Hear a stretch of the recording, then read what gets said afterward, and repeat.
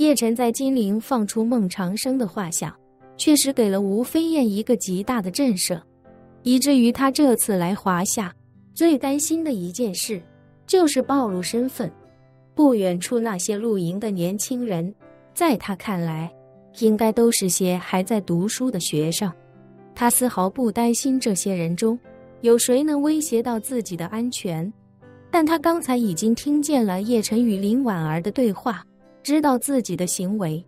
在别人眼里已经有些可疑。这种情况下，他还真是有些举棋不定，而他的注意力也确实被叶晨不知不觉间引到了另一个方向。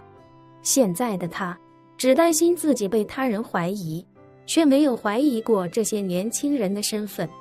就在吴飞燕还在犹豫的时候，一道金色的霞光扑洒下来，旭日已然自东方升起。叶晨身边那些熬了一夜依旧亢奋的小年轻们，在看到这一道霞光之后，立刻兴奋起来，一边大声高呼着太阳出来了，一边赶紧将手机掏出来拍照录制视频。吴飞燕见已经没人关注自己，便迈步朝着营地后方的树林走去。此时的吴飞燕距离叶晨和林婉儿不过70-80米的距离，只是他的注意力全然不在这些年轻人的身上，再加上静默状态下的他也并没有放出灵气去查探对方，所以全然没有察觉到有任何异常。叶晨此时却在用余光仔细地打量着吴飞燕。这个女人看起来30多岁的年纪，扮相成熟且极具韵味，无论是容貌还是气质，绝对算得上是顶尖中的顶尖。而她的手中还提着些许黄纸和一只酒坛，那黄纸看着非常粗糙，现如今怕是已经极难买到。叶晨看得出，吴飞燕提着的黄纸和酒坛必定是为了祭拜林主鲁，能来祭拜他，这说明在吴飞燕心中对林主鲁并非只有恨。林婉儿也有些惊讶，原本她还以为吴飞燕会气势汹汹地找过来，在父母的衣冠冢前胡乱发泄一番，以泄私愤，可她没想到吴飞燕竟然会带着祭拜所用的东西过来。一起露营的其他人此时也看到了孤身一人的吴飞燕，一时间大家纷纷暗自交头接耳。有人说，我去，那位大姐是来扫墓的吗？有人附和道，看着像，可这里也没看见有墓啊。舒兰有些紧张，低声问，这里以前该不会是一片坟墓吧？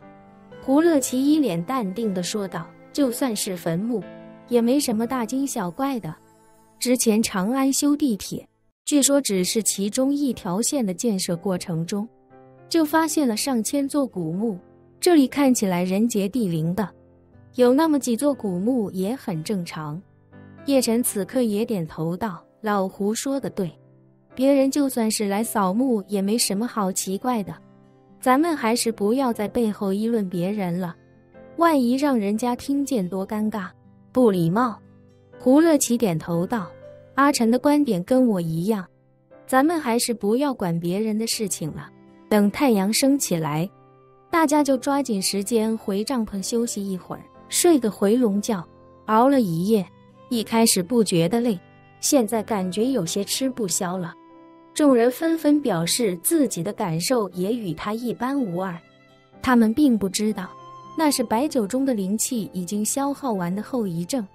林婉儿这时候忽然掏出手机来，对叶晨说道，亲爱的，趁着太阳的光线还没那么强，咱们俩跟太阳合个影，拍几张自拍照吧。叶晨猜出他是想拍下吴飞燕，于是便非常心领神会地点了点头，随后掏出自己的手机，打开了前置摄像头的拍照功能。打开拍照之后，两人默契地转过身去，背对着初升的朝阳，背对着吴飞燕，拍下了一张合影。拍完照，叶晨连忙将照片点击放大，得益于前置摄像头的高像素，照片里吴飞燕的容貌已经拍得比较清楚。随后叶晨一边调整姿势与林婉儿一起合影，一边透过前置摄像头拍摄的照片，不断抓拍与吴飞燕有关的照片。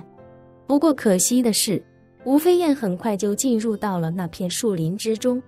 而前置摄像头不具备长焦功能，这种情况下想拍它，已经有些痴人说梦。